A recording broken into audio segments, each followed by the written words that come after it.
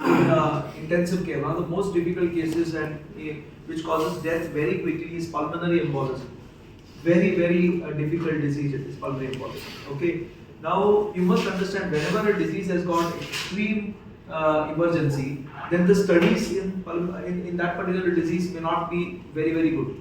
You understand? It is very difficult to randomize patients. You know, when you have such a difficult, fast-moving disease, you've got somebody. No? Yes, sir.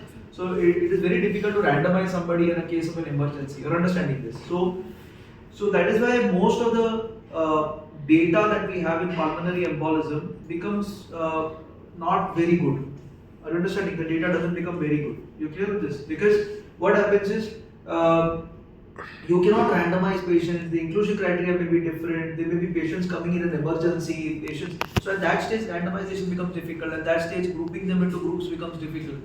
Are you understanding? Like for example, a pulmonary embolism patient with a diabetes mellitus and a COPD may be different from a pulmonary embolism patient who's come just after a post-operative state. So now putting them all together into one basket and then trying to give some particular drug and trying to improve them makes it very difficult.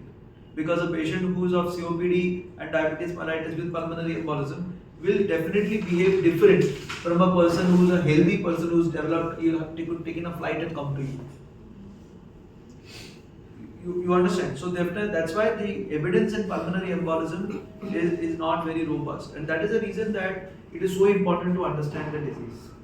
It is so important to apply a clinical sense to this disease, because white is not white and black is not black here. You understand it? Huh? This is the problem with pulmonary. In short, it is one of the diseases where we are very helpless. It is one of the diseases where we normally as intensive care doctors are very helpless, because it all depends on how you go into that beautiful flowchart that you mentioned. That flowchart that you mentioned of how pulmonary embolism worsens a person is so important to understand pathophysiology, and that's why I would have actually loved to spend more time on that flowchart. Which is that flowchart? You know, the one in which the pathophysiology happens. It's very important. Now, what is happening? What is the problem with pulmonary embolism? Is say for Elizabeth, if I were to ask you, what is the problem hemodynamically? What is going wrong there? So, what is happening? So there will be basically there will be an increase in the RV after. Exactly, very good. So it does increase the RV afterload. That is the first thing it does. What it does is basically it would increase the RV afterload. Okay. Now, why is this so significant? Why is this so significant? Why do you think this is so significant, Ruchika? Why do you think this is so significant that increasing the RV afterload I'm worried about? Why you feel that this is something of significance? See, compared to the left ventricle, the right ventricle cannot exert pressure. Issue is that the entire issue is that the RV is like a paralyzed ventricle, a kind of a sub-powered ventricle as compared to the left ventricle. Meaning to say that it cannot mount the pressure. It cannot mount the pressure. So what happens is, once the pressure goes more than 40 pressure, that means the afterload, that means the pressure requires to pump. This pressure becomes more than 40. Okay, once the pressure goes more than 40, then this RV cannot really compensate very well. It can't push out that blood. Are you understanding? Here, and what is known is that once there is a clot burden of somewhere around 30 to 40% of the pulmonary circulation, okay, once there is a clot burden of at least 30 to 40% of the pulmonary circulation, the afterload goes more than 40. Clear? The afterload goes at more than 40. Now, if the afterload goes more than 40 and the RV can't pump, so where will the fluid go? Where will the fluid go? The fluid, unfortunately, doesn't go anywhere as of now, but it distends the ventricle. Okay, it distends the ventricle. So once it distends the ventricle, what is going to happen to the LV is that the LV was supposed to be round. The LV was supposed to be round. Now, because the RV is distending, LV is supposed to be oval with a large amount of hypertrophy, right? Large amount of hypertrophy. This is what is happening. Now, because the RV is exerting so much of volume pressure, this gets bowed into this part. The RV bows into this part. So the initial diameter of the ventricle, if it was this way, okay, because of the pressure that's occurring, this LV volume will actually go down. Clear on this? So what happens if the LV volume goes down? The preload is reducing. What is first occurring is because it is unable to pump blood from here. After all, the blood has to go from here into the pulmonary capillaries. It has to get oxygenated and then reach into the left atrium.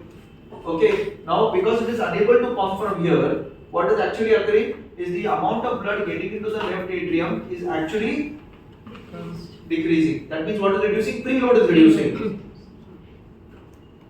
Are you understanding? And it is after all, it is the preload that is responsible for actually even perfusing your coronaries. It is the preload also that is perfusing your coronaries. Now, this is such a difficult condition that the preload is low. If the preload is low, coronaries are getting less perfused. If the coronaries are getting less perfused, the coronaries are supplying the right ventricle also. Okay, so that means there is ischemia of the right ventricle also. Right? Because of ischemia of the right ventricle is more failing. Are you understanding? Clear? The reduction in the increase in the afterload is actually causing a reduction in the preload. And the reduction in preload is already existing because of the fact that this ventricle is getting bigger and bigger and it is pushing into this. So LA into RA emptying also is kind of reducing. So because of that, the entire preload is reduced. Even the LV output is reduced. LV output reducing now causes the patient's blood pressure to actually fall down. Are you understanding? Now, on top of it, what is also occurring is because of this extreme RV overload that is occurring, extreme RV dilatation that is occurring, there is a release of hormones. And these neurohormones make the patient get tachycardic. Now, tachycardia will actually reduce again the amount of preload and after preload into the ventricle. You got the point? And there, this becomes a spiral. Now, what happens? You come into the equation, you find a blood pressure that is 70. What do? First thing that you think of is give fluids. Okay, the moment you give fluids, what is going to happen? There is going to be a further dilatation of the ventricle. There is going to be a further drop in the left ventricular preload. There is going to be a further drop going of the septum, and there is a further drop in the entire hemodynamic condition. What do you do normally in these patients? They are not looking good, let me intubate them. Again, the same problem. The moment you intubate them, the next thing that you notice is that the blood pressure going alarmingly low. And why is that occurring? Why do you think, Kanchan, that is occurring? That you intubate these patients and the blood pressure goes low? Your patient, even into a vicious cycle. The sympathetic responses. No? Intrathoracic pressure increases, which reduces reduces preload. But more importantly, Positive. so distension. Yeah. What is happening here? This is your capillaries. This is your alveoli. You have now put the patient on the ventilator. Once you put the patient on the ventilator, you have increased the peak. Okay, you have kept the artery alveoli that was not distended is now getting distended. Okay, now if it is getting distended, this actually presses the pulmonary vascular bed. This pressing of the pulmonary vascular bed increases the afterload. And what is our problem here? Increased afterload. So classically what happens is, in these patients is you have pulmonary embolism, you go to intubate this patient, you intubate the patient, intubation goes on well. 5 to 6 minutes later or 7 minutes later, you will have a drop in the blood pressure. It doesn't immediately drop. It drops after 5 to 6 minutes. Okay, why does it drop after 5 to 6 minutes? Because now the effect of this alveoli distending, pressing the pulmonary vascular circulation, increasing the afterload, comes in after 4 to 5 minutes. It doesn't occur immediately. Okay, so that is the reason that intubation in pulmonary embolism is something that you should try to avoid. It is something that you should try to avoid. You understand? It is very essential to try to avoid that intubation in these particular cases. Clear? So if you understand this pathophysiology, there are a few things that now you would have taken by now. First thing is, no, I will not increase fluids. If it is pulmonary embolism, I will not give fluids. It is not something that I want to do. You have to be very, very judicious in the fluids. It has to be 250 ml, maybe 200 ml. It cannot be liters and liters that we normally give. I know very well that in these cases, if I put the patient on the ventilator, there is a very high probability that this patient is going to crash. So this is the second take-home message, that I don't want to put these patients on the ventilator. Okay, second take home message, I don't want to put these patients on the ventilator. Clear on this? As far as possible, I want to try to keep the patient oxygenated, because ventilation is not the problem, lungs is not the problem. The problem is the cardiac output. And that is the reason I don't want to subject this patient to a mechanical ventilator. I might give HFN maximum, high flow nasal cannula, that will keep the oxygenation up, but I don't want to intubate these patients. Clear? So, because if you intubate these patients, he will go into that vicious spiral. Issue is that. Clear? So, when we talked about the clinical features, okay, why are these scores in place? These scores are in place not to actually rule in pulmonary embolism, but it is more as a rule out factor. Okay, when you say pre-test probability, it means what is the possibility that if this is positive, that this patient has the disease. The meaning of pre-test probability is, if this particular score comes in the positive range, that is the probability of this patient having this particular disease. That is what it is. It's like a screening. Okay, so the biggest mistake that you probably do in the ICU for pulmonary embolism is, first of all, without looking at the history and examination, you decide on pulmonary embolism. You can't do that. You have to have the well score that he explained can be done only if there is a clinical context of pulmonary embolism. You understand? There has to be, you all had coffee. Abhishek, coffee here. You understand? There has to be a clinical context. That means the history and the physical examination should show some criteria that goes towards pulmonary embolism. What I'm trying to tell you is, tomorrow, if you have a patient of just tachycardia, I'm going to set a troponin and say this is pulmonary embolism, doesn't make sense. You should have a context. This patient is a known case of immobilization has been just done 4 days ago. Patient has just traveled in a flight. Patient has undergone some major surgery. Patient has a previous history of a DVT. There has to be something. There has to be something that actually goes in favor, saying that okay, now I can use this particular test. You can't use this test otherwise. So the first thing is, even before using the test is, there has to be a physical examination and a history that suggests there is pulmonary embolism. Let me give you an example. You have a patient who comes in from outside and is dyspneic. He comes from outside and is dyspneic. Okay, and you say, oh, he is dyspneic. This might be pulmonary embolism. I do an RV, I get the RV to be dilated. This may be PE. But if this patient does not have a history, the contributory factor is something different. You have to have a history that produces a clot. Okay, that is the point that I'm trying to make. Then only you can apply the Wells, Geneva, or whatever score you want to talk about. We cannot remember most of these scores. Most of these scores we can't remember. That is why the AHA has actually dichotomized these scores to smaller, simpler, and more simpler scores. Okay, so the score that the AHA normally tells us to do is the Wells score. Okay, the Wells score is what we are using as the American Heart Association. There are two associations. One is the American Heart Association, other is the European Society Cardiology Guidelines. Okay, S-Cardio Guidelines and AHA Guidelines. That's why when she was talking, there were many number of different rules that were coming in.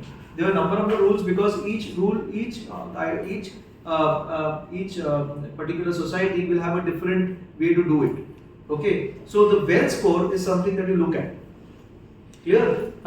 So what is the parts of the Wells score that you must know? The part of the Wells score you must know. What can you tell me the part of the Wells score? Yeah. So it has to be in the tip of your tongue. So heart rate.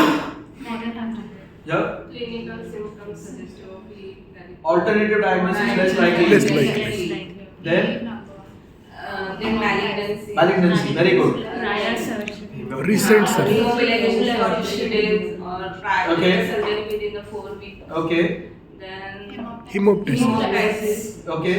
Age greater than 60 years. Okay. One more.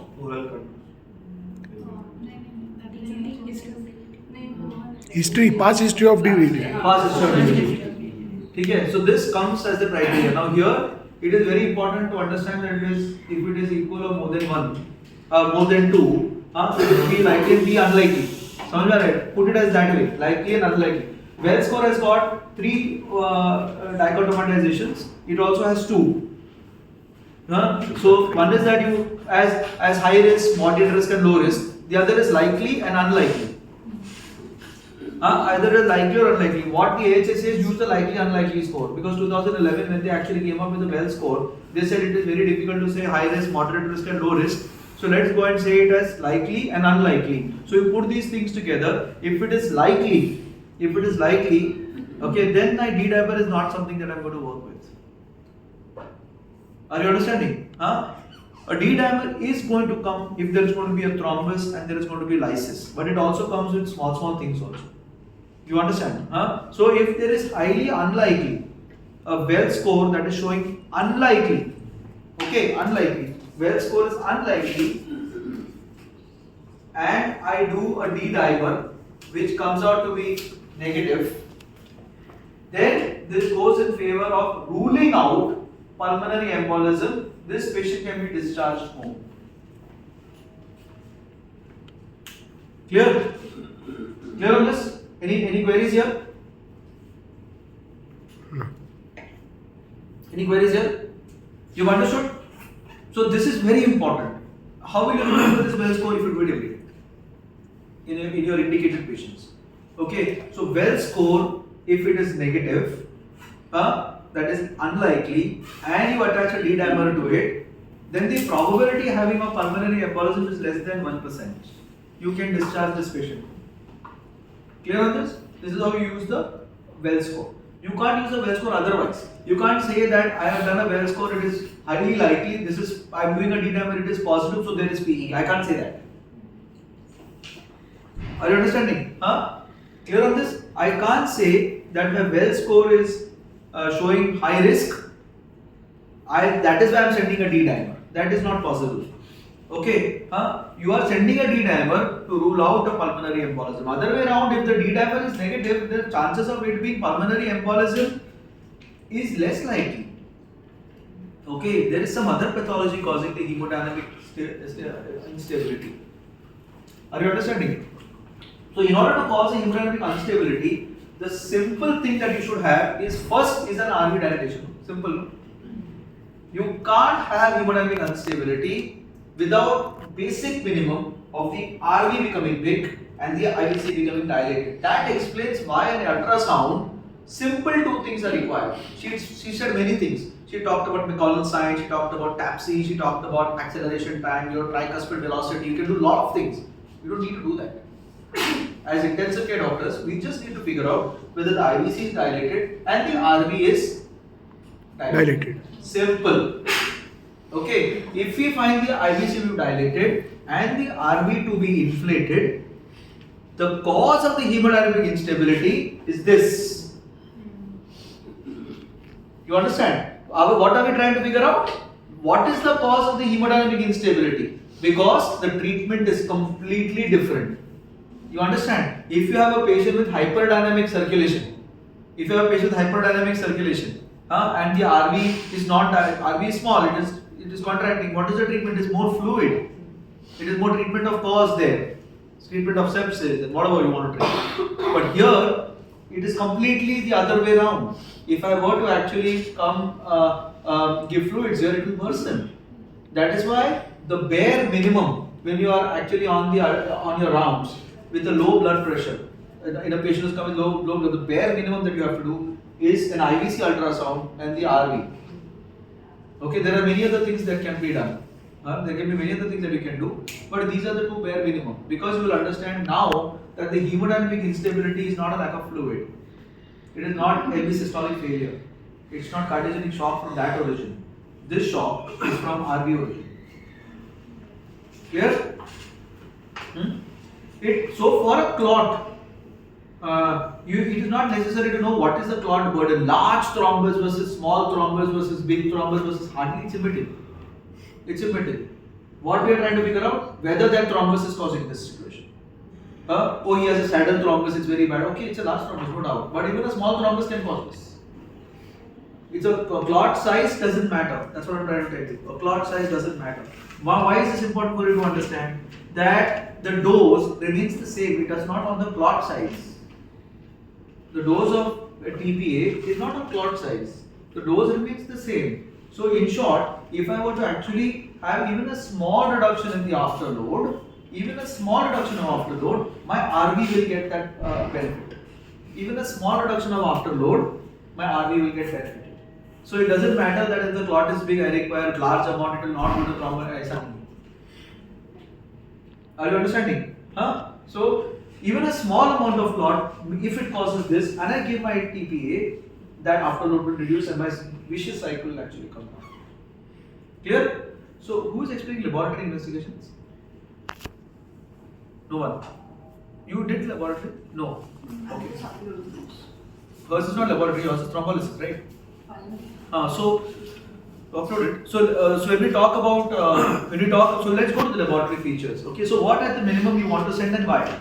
So sorry. See, you have a patient who is very high risk. When the patient comes to ICU, you will not have a patient with a low risk probability. What are you going to get? A patient who is actually sick, who is actually hypotensive, maybe tachycardic, maybe dyspneic, maybe having chest pain. You are not going to get a patient who is coming from home and from a flight and coming into the ICU. That is not going to occur. We are going to diagnose pulmonary embolism. So a D-dimer will not help you to do anything. You understand? Unless your probability, Wells probability, is extremely low.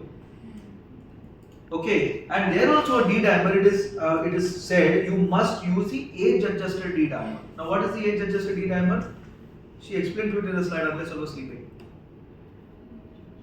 She explained in the slide. Yeah, 50 into 10 multiplied by 10 nanogram into age. Yeah, so above the age of 50, you multiply the age by 10. So if it is 75 years, your age-adjusted D-dimer is 750. Otherwise, we call it as 400, 500. Others we call it as 500. Okay? You don't sleep when they are taking lectures. Very important. All these words that Alia said were very, very important. So don't sleep. Okay? Don't sleep. It's too early to sleep now. Unless for you also it's early to sleep. Now we don't sleep so early. No? But then why you don't remember this exam going you are? You should be more focused, right? So the age-adjusted D-dimer extremely important. Age-adjusted D-dimer. Understand what I'm saying? So even if you want to send a D-dimer, you will not say the word D-dimer. What will you say? Age-adjusted. See, you will remember things only what you do. For the exam, if you remember things, no, it's not what you are going to do. This is practice. In practice, you will not know what to do. You understand? Age-adjusted D-dimer is something you must say. Then what else you want to say? What investigation you want to say? Come on, quickly. ECG, okay. So this is something that always people talk about ECG. So what will you see on the ECG? Let me tell me. In order of preference, in order that it comes in the IC, what will you see? ECG. Like specific characteristics S1, QT, 3T. Most commonly Sinus tachycardia. So the commonest cause that you said is sinus tachycardia. Very good. Okay. Then Right axis deviation. not really. Poor So RV. what are we talking? Specifics to P. P. So sinus tachycardia is sensitive, not specific. So a whole lot of other conditions will cause sinus tachycardia. What is common on the ECG? I agree, this is sinus tachycardia.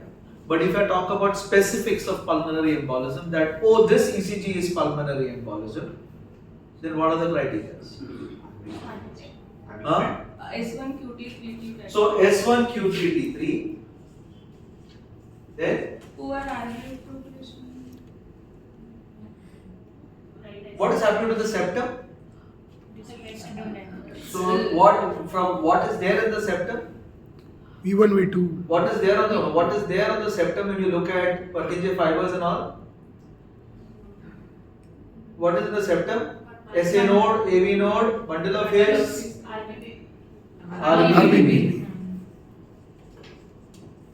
Then, most importantly, AVR elevation.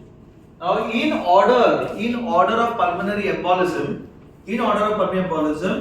the highest possibility of PE comes when you have this. Is what our patient had. This is what our patient had. You understand? Huh? Right? Then comes RBB, and last comes S1Q3T3. ST elevation on AVR, simple.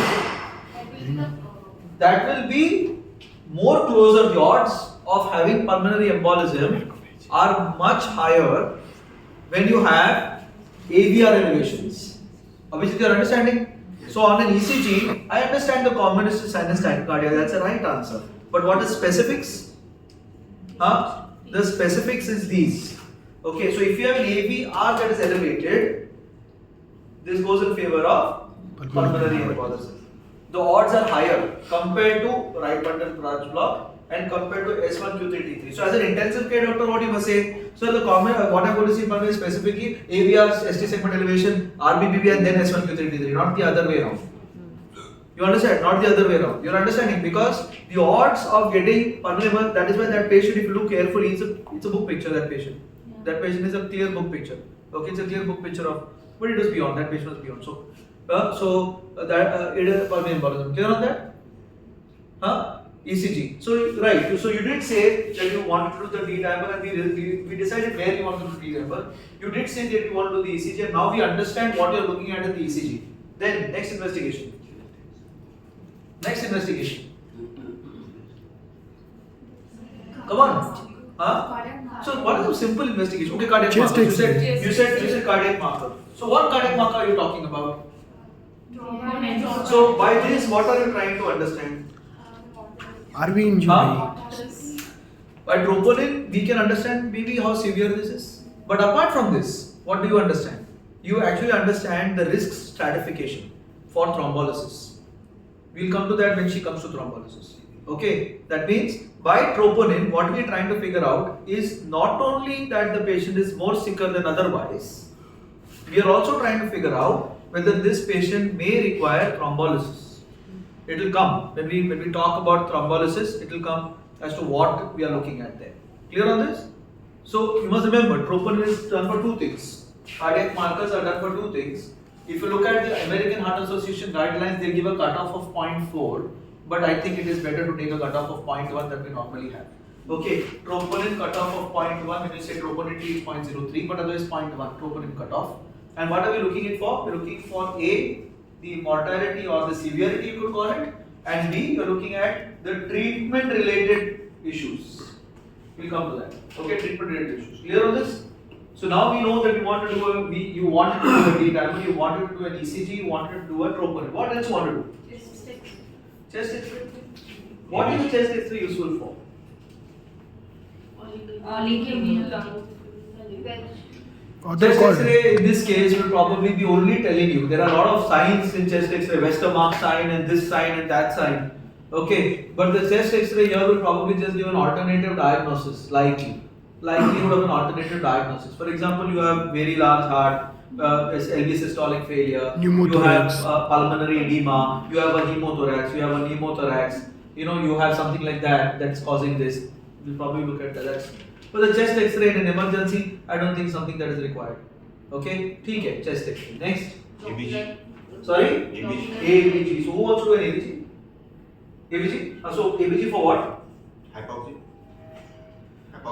Okay, but will that tell anything to your part in pulmonary embolism in the specifics or in the mortality, morbidity? It probably won't. In ABG, these patients don't. Hypoxia is always a pre-terminal event in any condition. Hypoxia is a pre-terminal event in any condition. The moment you have hypoxia means it's getting pre-terminal. Okay, so hypoxia will not be something that you want to do. We can do an ABG, but what will you see? If you decide to do an ABG, what will you see? More importantly, in these conditions, if I have intubated this patient, I will see a PaCO2, EtCO2 gap. If I have intubated these patients, more importantly on a blood gas, there will be a difference in the EtCO2 and the PaCO2. Why is that difference? Dilated. What is happening here? Perfusion mismatch है ना? Yeah, so what's happening here? There is a part of the pulmonary capillary that is occluded. That means this blood that is carrying carbon dioxide and oxygen is not reaching to the alveolus. Okay, now you take a blood from here, okay, and you take the alveolar gas. The alveolar gas is because of ventilation that you are doing. That is what is coming from the alveolus. That is not getting perfused, no, with carbon dioxide. So what will be the EtCO2? It will be low. What will be the PaCO2? be high.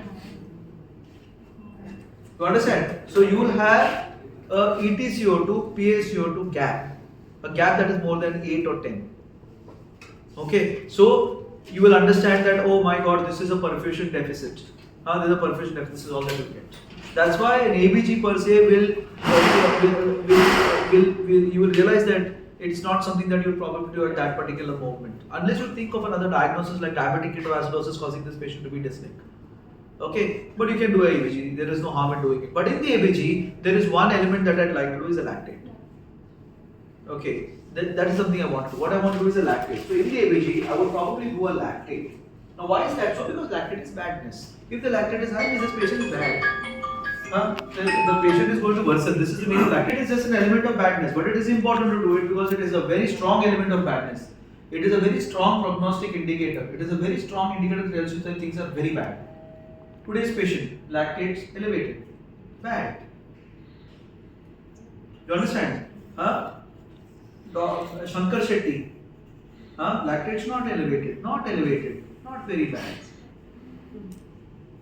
You see, though he looked really bad, and this person really didn't look that bad, that guy is better. This guy is worse. You are understanding how good that prognostic indicator is. This guy is talking to you. No? That guy down there is talking to you normally. But what is happening to his lactates? And what is the disease? Septal rupture. You understand? Septal rupture. You understand? So septal rupture is such a huge problem. That's why it shows the lactates to be elevated. That's why lactate forms a very important tool in your armamentarium. So if I do the ABG, I will do the ABG for the lactate. It's very important. Next, one indicator that you should always do is a CBC. I don't know how to start a CBC. A CBC is probably one of the simplest things to do because it gives you an element of physiological stress. The NL ratio more than 9.5 tells you that this patient is in extreme physiological stress. More than any figure, more than lactate, more than cardiac troponin, more than anything. The neutrophil lymphocyte ratio, if it is more than 9.2, the NL ratio being more than 9.2, will tell you that this patient is in a huge amount of physiological stress. Simple bedside investigation is the CBC. Okay, then what else you want to do? Yes, I want to do my downstream, for example, fibrinogen, INR and PTT. Why do I want to do it? Because my thinking is this way, this is probably pulmonary embolism. I may be looking to thrombolyze and I have some contraindications of thrombolysis of which INR is 1.7. You understand? So I will downstream send my other way around. I now want to thrombolyze, now INR. No, I know this is pulmonary embolism. This is I have thrombolysis in my mind. So I will send few things. What I am going to send? I am going to send the INR because I want to know whether the INR is elevated, which is one of the contraindications, kind of relative contraindications to thrombolysis. I want to also send a fibrinogen. Why is that so? I want to send a fibrinogen because of the fact that when I am going to thrombolyze my patients, my fibrinogen can go alarmingly low. My fibrinogens can go alarmingly low. You understand? And once it goes alarmingly low and I want to reverse this for some bleeding tendency or something that has occurred, I will need to give something. So I need to know my fibrinogen at that time. I do my fibrinogen. What else I like to do in the coagulation markers? I do the PTT. Why do I want to do the PTT? I want to do the PTT because the next step in this patient is to actually go ahead and start heparin after thrombolysis. You understand? So I need to have my PTT to be at least 1.5 times. I will not start it if it is 3 times. If my PTT is 150, I will not start the heparin, no? You understanding? Because the next step that I am going to think after thrombolysis is heparin. And if my thrombolysis shows 3 minutes PTT, it's not something that I am going to start. You understand? That is why at one stage, I will send my CBC, I will send my INR, I will send my PTT, and I will send my fibrinogen. You understood the reason for each of those. I repeat that. I am doing my INR to figure out whether there is any contraindication to thrombolysis. I am doing my PTT because I want to start my heparin quickly. And I may want to do the PTT again after 2 hours of thrombolysis also because I want to see the PTT whether it is elevated or not. And I want to do my fibrinogen because the fibrinogen, in fact, I do 6 hourly because I keep a tab on the fibrinogen because I know this patient's fibrinogen, if it is going to go low and there is bleeding tendency, I need to reverse that, and that's why I need to know the fibrinogen because a very important part of reversing fibrinogen is to give cryoprecipitate. Okay, and if I want to give cryoprecipitate, my fibrinogen has to be less than 200. Otherwise, there is no role of cryoprecipitate here. You are understanding? That's why I need that number. If the fibrinogen is for 400 and 500, there is really no role of prior precipitate here. Okay, that is why I need to send these particular investigations. One important imaging investigation or two important imaging investigations are 2D echo and CTPA. CT scan. Okay, CT scan. Now, what is so important about the 2D echo and the CT scan? Apart from what you can do as RV validation and IVC, there are a few signs more. Which includes TAPC. This is what I did today morning. Okay, TAPC is something that you want to do, but it's a very simple investigation. TAPC is very simple to do. Okay, it's an M mode investigation. You just have to put this in the annulus and just measure the amount of flow. It's very simple actually. It's very simple to do a TAPC. Okay, so TAPC less than 16 is actually goes towards pulmonary embolism. There are many more signs on echo. That's what I'm trying to tell you. There is something called as the 60-60 rule. There is something called as the 60-60 rule. There is something called as TAPC. There is something called as McConnell sign. These are the things that you have in echo. But as students of in the ICU, or for that matter, you don't require any of these, because if you have an RV that is directed and an IVC that is extended, and if there is no cardiac tamponade, the only differential that you have is this. You understand? The only differential you have is pulmonary embolism. Clear? Huh? Am I clear till now? Okay. So then once you come to this, so the clinical features. Now, what as a doctor on bedside, these are what you're going to say. But as a doctor on bedside, what are the vitals you're worried about? Blood pressure. So why will you call this as massive pulmonary embolism? When the blood pressure is less than 90, in spite of fluid, and that is when you call it, not less than 90 otherwise. Less than 90 in spite of fluid, this is called as pulmonary embolism. Massive when in spite of vasopressors. In spite of vasopressors. Or if the blood pressure goes less than 90 for 15 minutes, it is still called pulmonary embolism. Clear? For 15 minutes also, or more than 40 drop of acid, 40 drop of pressures, 40 millimeters of mercury. It will still called as pulmonary embolism. Now here there is a very important figure that you can look at. It is called a shock index. Okay, shock index. What is shock index? Shock index is heart rate divided by systolic blood pressure. If it is more than 1, this patient is in extreme hemodynamic alterations. If your shock index is more than 1, it means it's an extreme hemodynamic alterations. For example, our patient that is down there, our patient who just now went for cardiac angio. He had a heart rate of 120. He had a blood pressure of over 60 systolic. What is this? More than 2, right? More than 2. Shock index. That means extreme hemodynamic instability. Are you understanding? The extremes of hemodynamic instability. You are understanding this? The shock index, very, very important. Largely, most of these patients are going to be tachycardic. They might be hypertensive. It's very, very nice to see a patient who's hypertensive. Okay, hypertensive. If he is hypertensive with tachycardia, at least I know for certain that I have some time in my hand. Okay, but if this patient is hypotensive and he gets bradycardic, then this is peri-arrest. If this patient gets hypotension and then gets bradycardic, it is kind of peri-arrest. It is probably the end of his sympathetic drive. And that's why he's probably dropping his heart rate, and that's why he probably can just arrest. Okay, so bradycardia and hypotension is something that is very, very difficult to say. You will see hypotension, but if you see this combination of bradyhypotension, it's peri-arrest. Clear? Another very important clinical feature of these patients, of pulmonary embolism patients, is diaphoresis. The patient had diaphoresis. So diaphoresis. So diaphoresis is a very important indicator that says one of the few times when diaphoresis means very bad is in pulmonary embolism. Okay, when they are diaphoretic, you have extreme difficulty in your patient. You had a PaH CO2 gap also.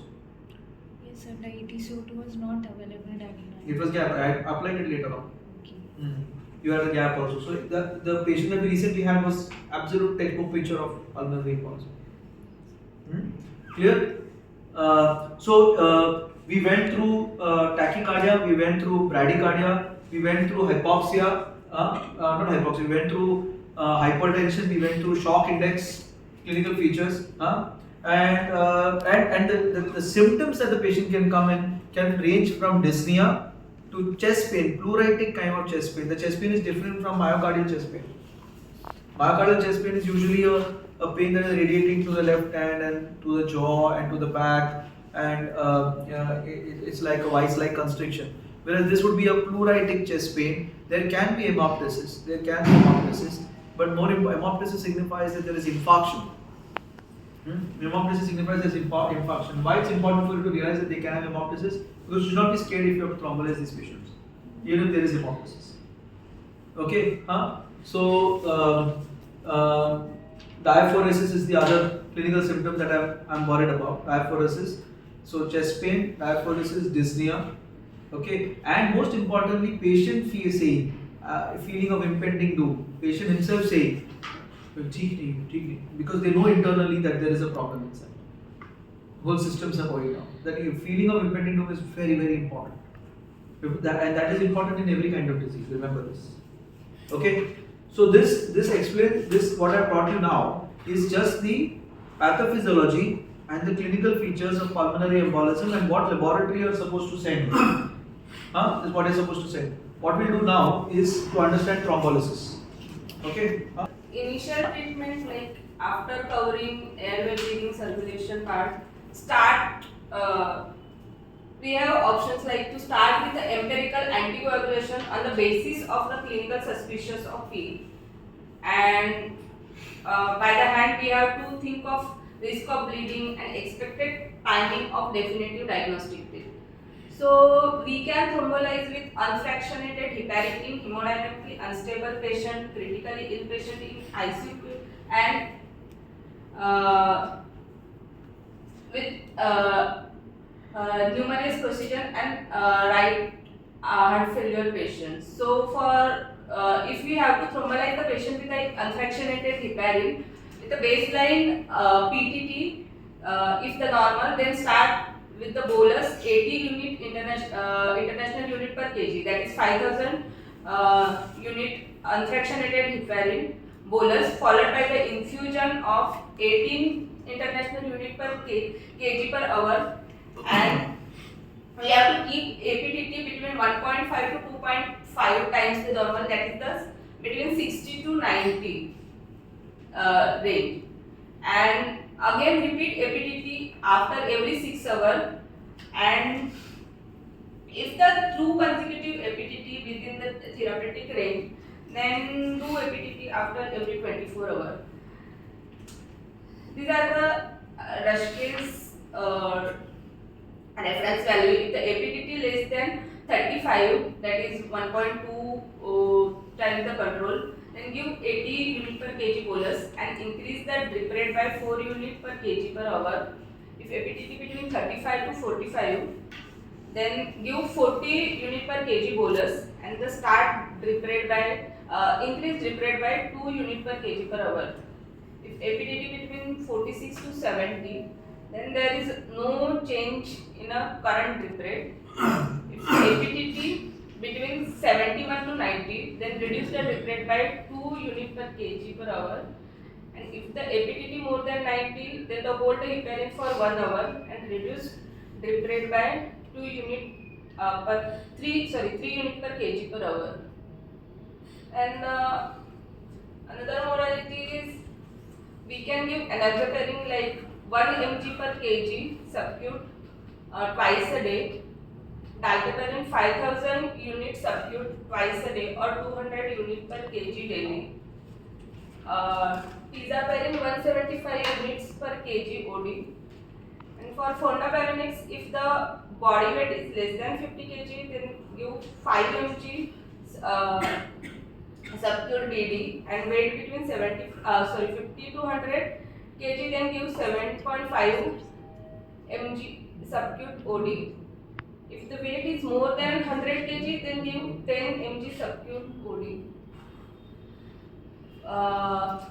The risk stratification of a patient with a PE is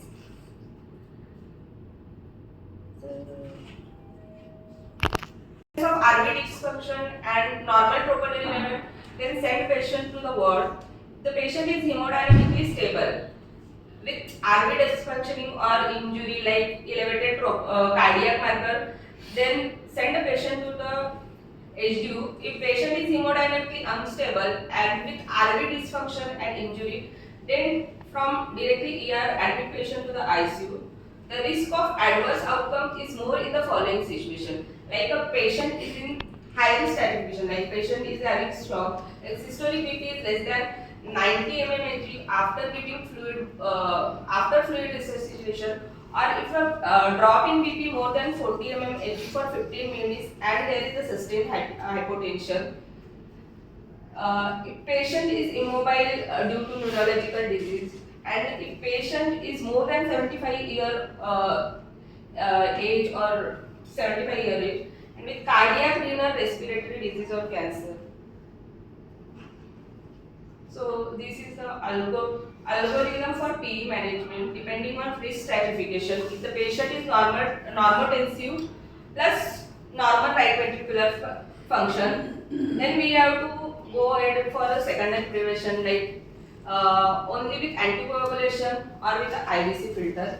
If the patient is normotensive plus having RV hypokinesia, then depending on the situation we have to individualize the therapy, whether to go ahead with the anticoagulation or alone or with the anticoagulation with thrombectomy and all that thing.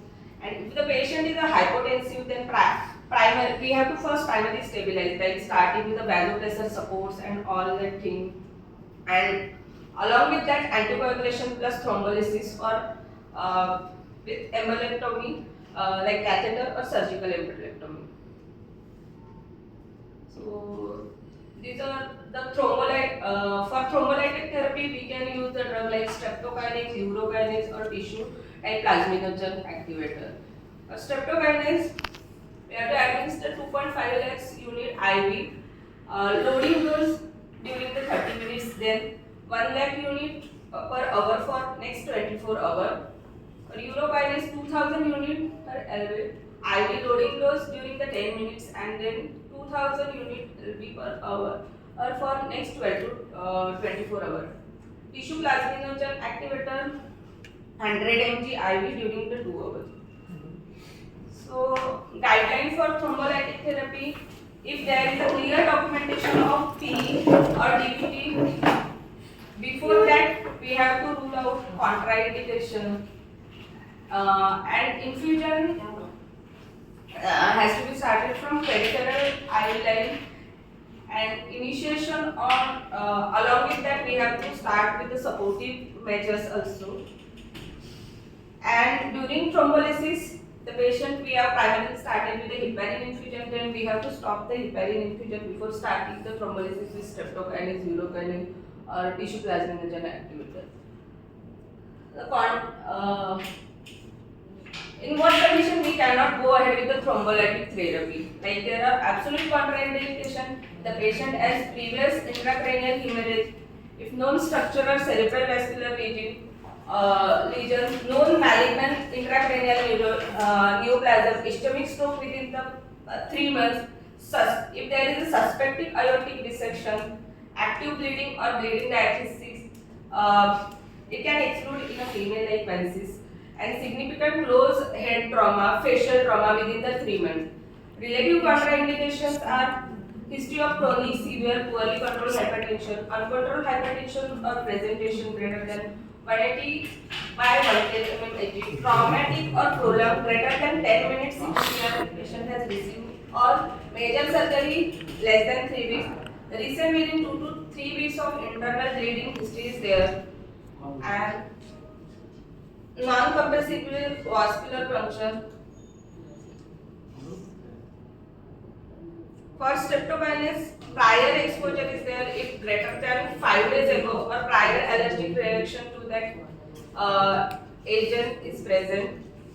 And in pregnancy, active peptic ulcer disease and PTNR, like INR more than 1%. These are the relative contraindications.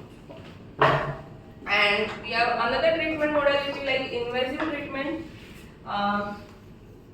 If the patient is contraindicated for thrombolytic therapy, then we can go ahead with the embolectomy.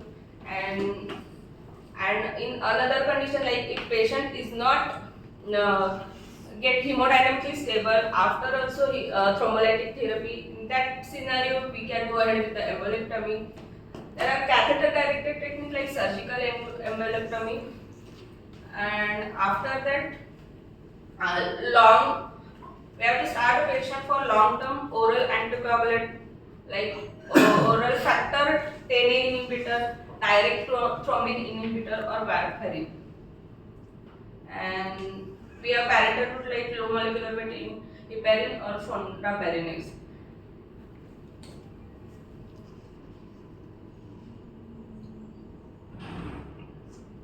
The examples of directly acting oral anticoagulants are rivaroxaban 15 mg BD for 3 weeks, then tapered to the 20 mg OD, and apixaban is 10 mg BD for 7 days followed by 5 mg BD.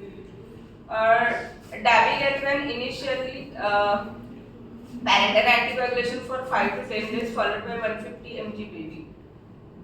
For if you start the patient on warfarin, we have to collapse with the heparin dose. Like start with the heparin for 2 to 3 days. This is the same thing.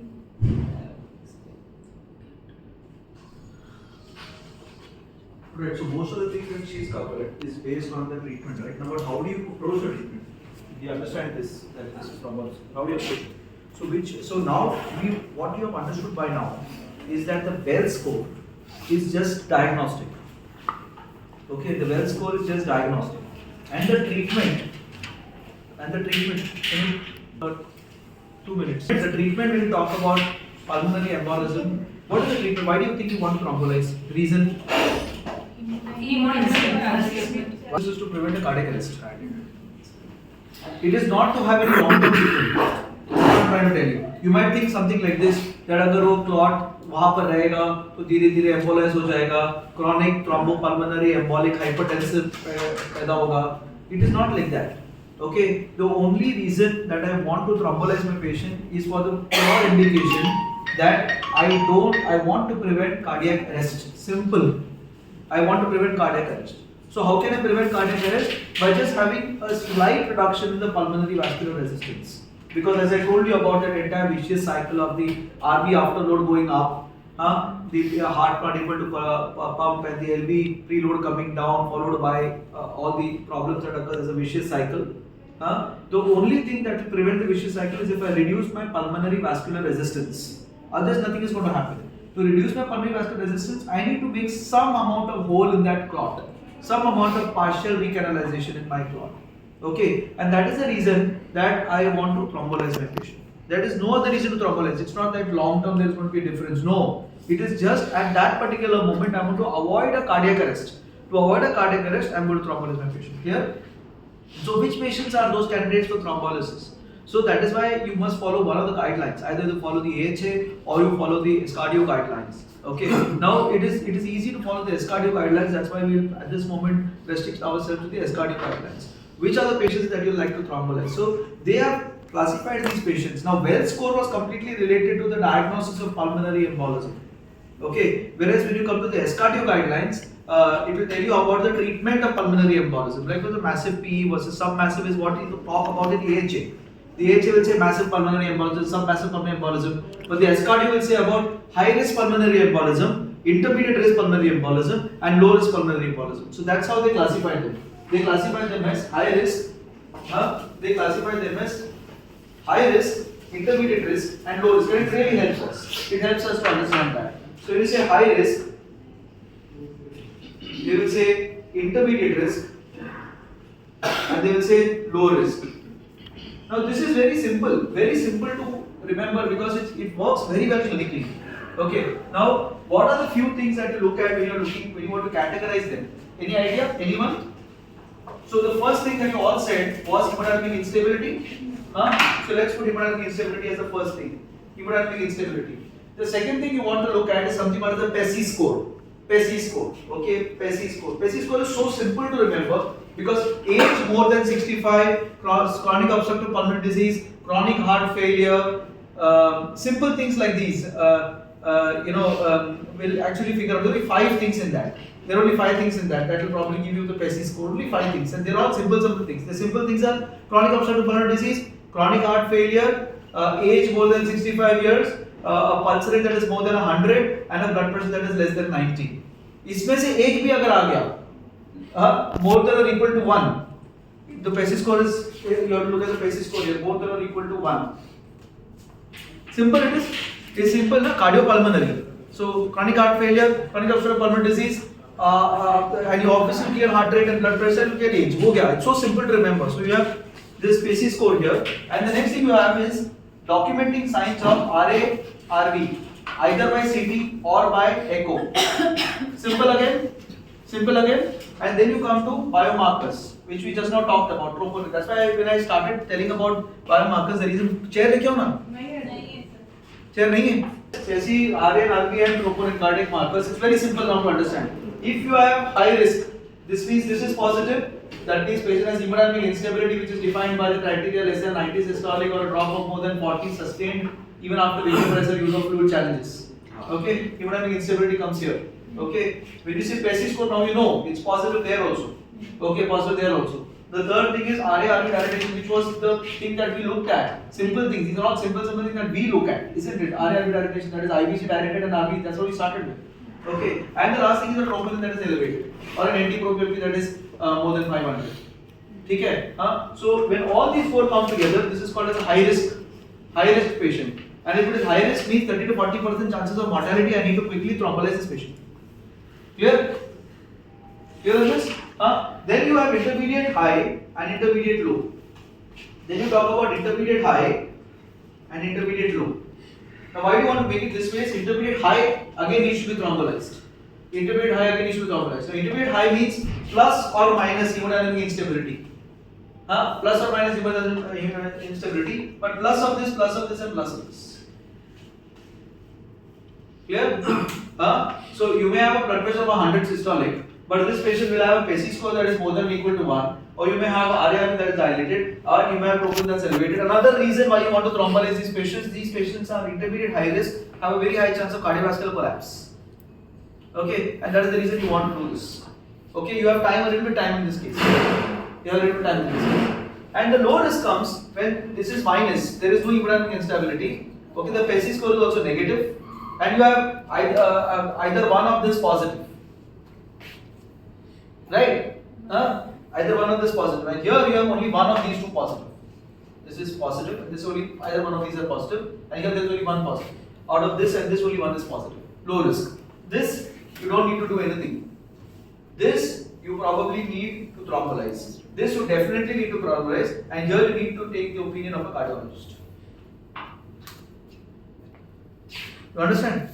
So intermediate low has either of the CP or either of the last. You will not have hemodynamic embarrassment. PESI score positive हो सकता है, हाँ? Low risk में PESI score positive हो सकता है, but positive रहेगा PESI score, but ये दोनों में से एक positive रहेगा. Okay, इसमें PESI score भी negative रहेगा, but ये positive रहेगा. This or that, either RA dilated or cardiac biomarkers elevated. With the background of having CT pulmonary and proven pulmonary embolism. Clear? ये background आ गया PE का. This is where the CTP has been proven. In these cases, pulmonary embolism is proven. You understand? In these cases, pulmonary embolism is proven. But by CT pulmonary angio, you have documented that this patient has a clot. Since you have documented a clot, now the question comes: do I thrombolyze? And to understand that, I have to put these scoring patterns in place, which makes it easy for us to understand. To understand. So again, I'm repeating. If you want to, the entire clinical feature diagnosis was based on well score. Okay, and we talked about clinical features. We talked about laboratory investigation. We talked about thrombolysis also. Okay, and how to do the thrombolysis. And then we came on to understand if the patient is diagnosed as a pulmonary embolism candidate, how I will thrombolyze these patients. It's based on these things. These other two patients who we don't want to thrombolyze will go on to anticoagulation. Okay, this will go to anticoagulation. Doesn't cause any kind of new thrombolysis. It only reduces the number of clot burden. Any any patient that cannot go to certain pulmonary angio, you know, they are so sick that they can't be moved, and they have a 2D, and you have a 2D echo that shows RA-RP dilatation. Okay, in the background of having the clinical features, the PESI score that is positive and a troponin that is positive, as well as RA-RP dilatation, and these things characteristics coming in this situation, no other diagnosis is less likely. You can actually thrombolize your patient. You understand? Huh? But it is advisable that in this criteria you take the help of a cardiologist. If that is the case, if by any chance you don't demonstrate a CT pulmonary embolism, it is important to get a diagnosis in place, and it is advisable to do that before you thrombolize these patients. Sir, mechanical thrombectomy, when to go? Like, so that all is, there is no, at this moment, mechanical thrombectomy has not been proven to be extreme. The only reason to do a mechanical thrombectomy is when you have contraindications to thrombolysis, intravenous thrombolysis. Intravenous thrombolysis is equal to mechanical thrombectomy. Okay, it is not this way. Obviously, it is logical to understand that you can remove the entire clot burden, but do we want to remove the entire clot burden? No. You are understanding? We don't require to remove the entire clot burden. Why? Because all that we want to do is to reduce the RB after. And to reduce the RB afterward, even a small hole will do. Are you understanding? So it's not this way that today I have all the procedures in my life, I have everything that is there in my disposal. If I have an option between IV thrombolysis and catheter-directed thrombolysis, I'll send for catheter-directed. No. I will still give IV thrombolysis because it has not been distinctively proven that a catheter-directed thrombolysis is better than an IV thrombolysis. What do they do in catheter-directed and mechanical thrombolysis? In catheter-directed thrombolysis, they put a catheter that goes up to the thrombus, and in that thrombus they give 1 milligram per hour of arteplase. Okay, and what do you do with mechanical? They put a retriever inside and they remove the clot out. Okay, but you must understand, pulmonary embolisms are acute clots. Acute clots are for clots that are formed recently, less than 14 days, less than 2 days, less than 3 days. What is the best thing to dissolve a clot? Thrombolytic agent. IV thrombolysis is something that is, and where it is going? Pulmonary circulation. What is the half-life of alteplase? 4 minutes. The half-life of alteplase is 4 minutes. That means effectively there will be 5 circulations in the pulmonary bed. Now you have 5 circulations of a highly effective drug inside the body at a dose that is really high. 100 milligrams is a very big dose. How much do you require to dissolve a clot in the artery? Here, say for example, I have a central venous pressure and I got my clot that is occluded. If I have a central line and I have something occluded there and my line is not opening up, how much TP I require? 2 milligrams. How much I require? Our clot there is much smaller than that clot. Understand this. Our clot inside the pulmonary circulation is much smaller than that. How much are we giving? What is the dose? 100 milligrams. 100 milligrams of TPA is being given inside with a half-life of 4 minutes. And when I say half-life of 4 minutes, there is going to be 5 times pulmonary circulation. 5 times pulmonary circulation. 5 times pulmonary circulation with 100 milligrams of TPA. What can be better than that? This is the best.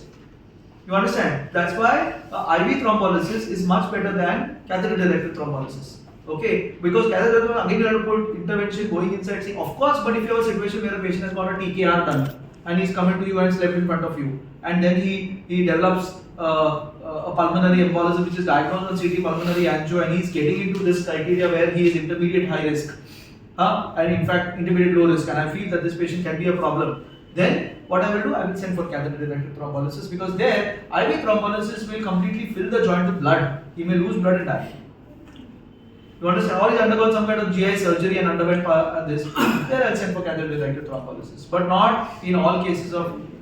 By now you must have realized that I really don't require a big dose of me. I don't even require 100 milligram also. Even 50 will do. In fact, even lesser than that will do. So if I have a relative contraindication, I will use even 25 milligrams, because I don't require so much dose.